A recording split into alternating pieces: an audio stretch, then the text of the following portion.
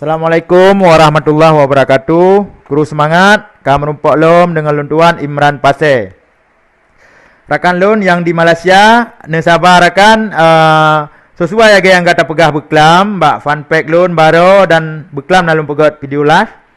Yang bahwa lun sampaikan lagi urun drone komen mbak Facebook lun. Lun sampaikan mbak anggota DPR, mbak Tunku Iskandar Usman Al-Farlaki, salah satu anggota DPRA dari fraksi Partai Aceh.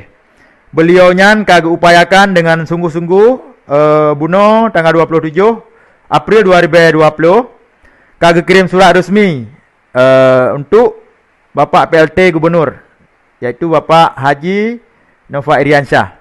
Jadi mari sama-sama kita baca surat yang dikirim ke PLT Gubernur Aceh Buno untuk proses pemulangan ataupun puau mahasiswa Aceh di Malaysia dan warga Aceh yang di Malaysia. Puau kuno Aceh. Jadi pemerintah Aceh harus segera bertindak. Nyo suratnyo kini baca le urung drone pu kiban sesuai. Nyo surat dikirim le Bang Iskandar Usman Al-Falaki kelon yang bahwa kalau dilakukan tindakan selanjutnya. Nyo lun post sengaja lun posting supaya urung drone jet negara rakan. Terima kasih. Jino kita baca surat sama-sama. Assalamualaikum.